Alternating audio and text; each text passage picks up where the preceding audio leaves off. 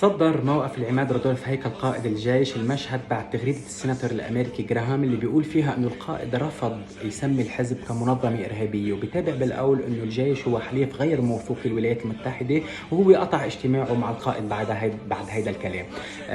موقف القائد نابع من إنه هو رجل دولي بامتياز، قائد وطني عم بيراعي التركيبة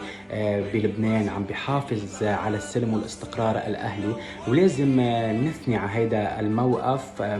خصوصا انه البعض عم نشوفهم قد ايه عم يتسول وعم يكونوا منبطحين قدام الامريكي. عند الوفاء نصر ومجد